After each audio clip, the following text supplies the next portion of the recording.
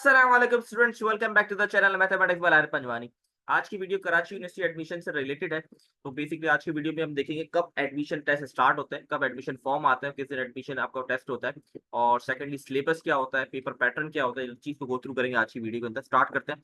सबसे पहले हमारे पास है एडमिशन डेट। बेसिकली इसके एडमिशन स्टार्ट कब होते हैं, ये बहुत इंपॉर्टेंट चीज है कि इसके तरफ हमारे पास एडमिशन कब स्टार्ट होते हैं। तो बेसिकली जो एडमिशन जो मॉर्निंग शिफ्ट के स्टार्ट होते हैं वो होते हैं नवंबर में। एडमिशन फॉर्म्स आना स्टार्ट होते हैं at the end of November. नवंबर के एंड में हमारे पास जो है एडमिशन फॉर्म्स आ जाते हैं, ठीक है। और आपको जो टेस्ट होता है वो दिसंबर के एंड में आपके टेस्ट होता है, ठीक है। ये मॉर्निंग शिफ्ट की बात कर रहे हैं, ठीक है। ये मॉर्निंग शिफ्ट का है कि नवंबर में आपके एट द एंड नवंबर आपके फॉर्म स्टार्ट हो जाएंगे, आपने फॉर्म फिल करना होगा। इसके बाद दिसंबर के एंड में आपका टेस्ट हो जाता है। इवनिंग शिफ्ट का जो टेस्ट और जो फॉर्म होता है वो जनवरी के अंदर ही होता है कि जनवरी के अंदर उसके फॉर्म्स आ जाते हैं, ठीक है। ये जो सही है मॉर्निंग शिफ्ट की बात कर रहा था, ठीक है। इसी तरह इवनिंग के हमारे पास जो फॉर्म्स आ जाते हैं वो जनवरी में फॉर्म्स आ जाते हैं और जनवरी के एंड में या फेब के स्टार्ट में आपका टेस्ट हो जाता है, ठीक है। ये जो बात थी ये हमारे पास इवनिंग की, ठीक है। आई होप ये वाली बात क्लियर हो गई होगी कि मॉर्निंग के टेस्ट के फॉर्म और कब आपका टेस्ट होता है और इवनिंग में कब आपका फॉर्म्स आते हैं और कब आपका टेस्ट होता है। तो सबसे पहले ये वाली बात आई होप आप लोगों को क्लियर होगी कब आपके टेस्ट होते हैं, ठीक है। इसके बाद हमारे पास जो एडमिशन बेसिकली होते हैं दो कैटेगरीज में डिवाइड होते हैं। एक होती है हमारे पास ओपन मेरिट और दूसरी होती है हमारे पास टेस्ट बेस, ठीक है।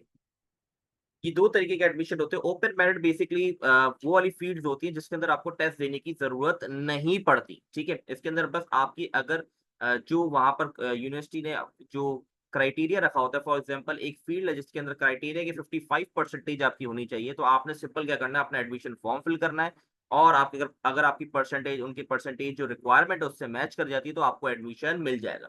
वो कौन सी फील्ड्स होती हैं बेसिकली, वो अरबिक, अगर बीएस करना है अरबिक के अंदर, बंगाली के अंदर, इंग्लिश के अंदर आपने करना है, ज़ूलॉजी के अंदर करना है, इस तरह की फील्ड्स होती है। मैंने डिस्क्रिप्शन में वो फाइल अपलोड की हुई है, तो वहाँ जाके आप उस फाइल को डाउनलोड कर सकते हैं। तो आप देख सकते हैं कौन सी ऐसी फील्ड्स हैं जो ओपन मतलब कौन सी ऐसी फील्ड है जो ओपन मेरिट पे आपको मिल जाती है, ठीक है। तो पहली चीज़ हो गई ओपन मेरिट पे एडमिशन एक होता है। दूसरा आता है टेस्ट बेस्ड जिसमें आपको टेस्ट देना पड़ता है, ठीक है। उन फील्ड्स के बारे में मैं आपको बताऊँगा, उसका भी डिस्क्रिप्शन में लिंक है, वो भी फील्ड्स आप देख सकते हैं। जैसे कंप्यूटर साइंस के अंदर यूबीआईटी में कंप्यूटर साइंस के अंदर आपको जाना है, ठीक है, तो उसके लिए आपको टेस्ट देना पड़ेगा, ठीक है। इसी तरीके से कॉमर्स की बीबीए करना है तो उसके लिए टेस्ट देना पड़ेगा। जो भी बाकी फील्ड्स होती हैं उसके अंदर आपको टेस्ट देना पड़ता है। टेस्ट दिए बगैर आपका एडमिशन उसपे नहीं होता। टेस्ट क्लियर करना बहुत ज़रूरी होता है, ठीक है। टेस्ट क्लियर करना बहुत ज़रूरी है। इसके बाद टेस्ट क्लियर करने के बाद आपकी जो परसेंटेज है, अगर वो रिक्वायरमेंट जो है यूनिवर्सिटी की उससे मैच करती है तो आपको एडमिशन मिल जाएगा। तो आई होप ये वाली बात क्लियर होगी। जो एडमिशन हमारे पास होते हैं वो 3 पार्ट्स में होते हैं जिसको हम कहते हैं के, एस और पी। के का मतलब होता है कराची बोर्ड, मतलब जो स्टूडेंट्स कराची बोर्ड से इंटर जिन्होंने किया होता है तो उनकी प्रेफरेंस ज़्यादा दी जाती है, ठीक है। इन बच्चों ने कराची बोर्ड से इंटर किया होता है उनको ज़्यादा प्रेफरेंस दी जाती है, मतलब उनके लिए ज़्यादा सीट्स अवेलेबल होती हैं। फॉर एग्जाम्पल अगर यूपीआईटी में कंप्यूटर साइंस के अंदर 100 सीट्स हैं तो उसके अंदर कराची बोर्ड की सीट्स होंगी 95, ठीक है, अप्रॉक्स में बता रहा हूँ। एस का मतलब होता है वो लोग जो इंटरनल सिंध के डोमिसाइल से रिलेट करते हैं, उनके लिए समझे, आप समझे 3% समझे 3 सीट्स होंगी। और पी का मतलब पाकिस्तान में कहीं से भी दूसरे बोर्ड से अगर कोई स्टूडेंट कराची यूनिवर्सिटी में एडमिशन लेता है तो उनके लिए 2 सीट्स होती है। तो ये मैंने अप्रोक्सीमेट आपको आइडिया बताया है कि एक 100 सीट है तो 95 कराची, जो इंटर जिसने कराची बोर्ड से किया होगा। एस का मतलब समझे इंटरनल सिंध से डोमिसाइल से अगर कोई है तो उसके 3 सीट्स होंगी, 3% समझे। और अगर बाकी किसी बोर्ड से फेडरल बोर्ड वगैरह से उसकी 2 सीट्स होंगी।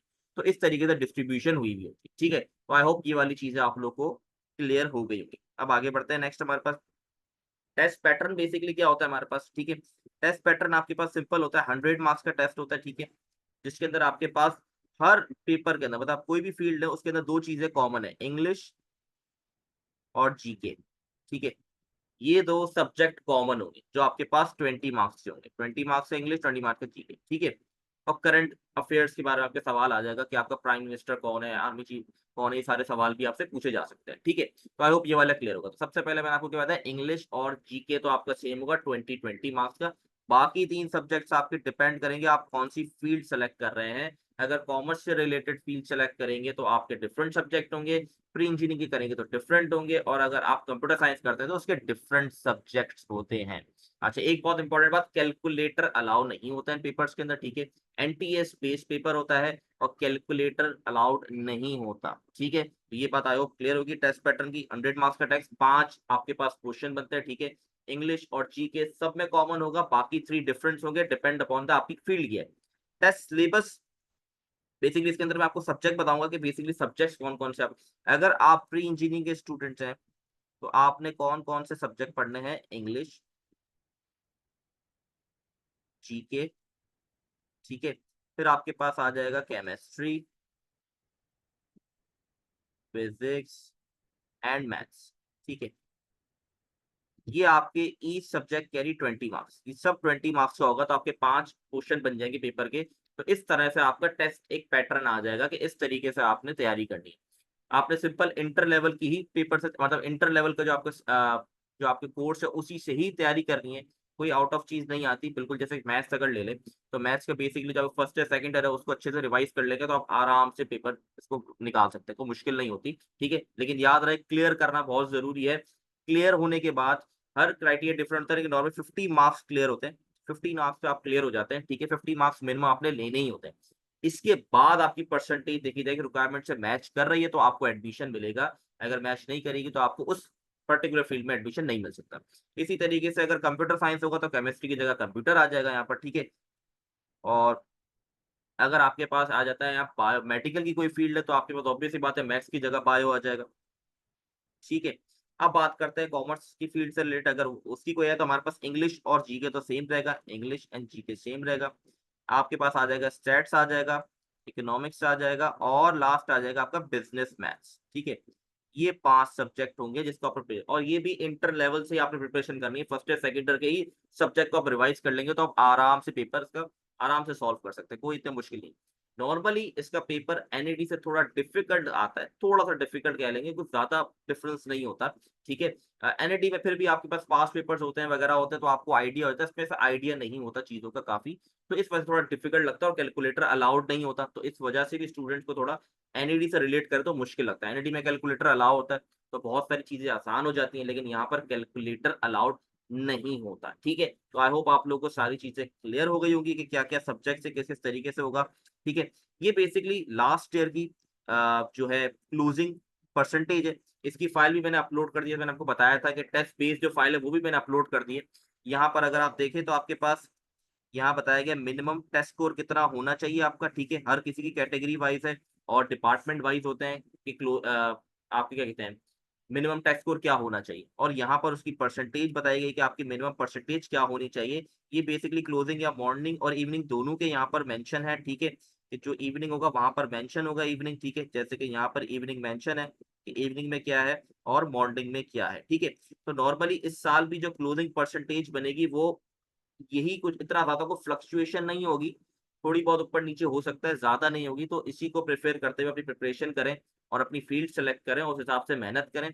तो आई होप आप लोग को आज की वीडियो पसंद आई होगी, तो उसको लाइक करें, सब्सक्राइब करें, ठीक है, चैनल को। आई होप सारी चीजें क्लियर होंगी। अगर आपका कोई भी क्वेश्चन है तो आप कमेंट में पूछ सकते हैं। इंशाल्लाह नेक्स्ट वीडियो के अंदर हम और चीजें मैं डिटेल में बताऊंगा जब इसके फॉर्म्स आ जाएंगे, तब तक के लिए अल्लाह हाफिज।